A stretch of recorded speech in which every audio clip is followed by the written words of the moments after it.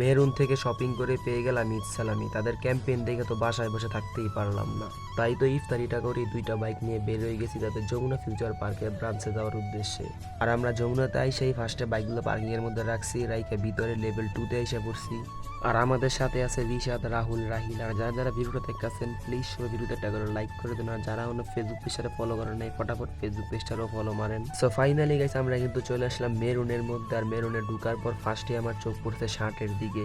আর এইখানকার শার্টের কালেকশন গুলো খুবই জোস। আমি অলরেডি দুইটা শার্ট ট্রায়াল দিয়ে ফেলছি, 1, 2। সো গাইস কোন শার্টটা আমাকে বেশি ভালো লাগছে অবশ্যই আপনারা সবাই কমেন্ট করে জানাবেন। সো গাইস এবার হচ্ছে ভিডিওর সবচেয়ে মজার পার্ট। তাদের এখানে দুইটা ক্যাম্পেইন চলতেছে, একটা হলো কেদি বিবিল আর একটা হচ্ছে মেরুনের পক্ষ থেকে ঈদ সালামি। সো আমি যেহেতু মেরুন থেকে শপিং করছি তাই আমিও একটা ক্যাম্পেইনের মধ্যে অংশগ্রহণ করতে পারবো। আর আমি হচ্ছে ঈদ সালামি কার্ডটাই নিব।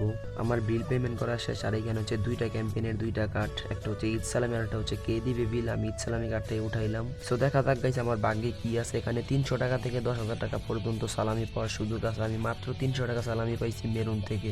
তো সালামি নিয়ে আমি চলে আসলাম টি শার্ট দেখতে। আর মেরুনের টি শার্টের কালেকশন গুলো কিন্তু গাইস পছন্দ হওয়ার মতোই। আর আমি টি শার্টের কালেকশন দেখতে দেখতে এদিকে কিন্তু রিশাদও শপিং করে ফেলছে মেরুন থেকে। আর রিশাদও ঈদ সালামি কার্ডটাই উঠাই ফেলছে। এখন দেখা যাক রিশাদের কপালে কি আছে। রিশাদও দেখা যায় 300 টাকাই পাইছে, আমার মতোই ফাটা কপাল, 300 টাকাই পাইলো রিশাদও। আর গাইস আমাদের প্রত্যেকটা ছেলের কিন্তু জুতার প্রতি একটু হলো ইমোশন আছে, তেমন আমারও নিকার্সের প্রতি প্রচুর পরিমাণে ইমোশন আছে। বাট এইবার তো আমি নিলাম না, নেক্সট টাইম যমুনা আসলে অবশ্যই আমি মেরুন থেকে জুতা নিব। মেরুনের প্রত্যেকটা কালেকশনই আমার কাছে বেস্ট লাগছে।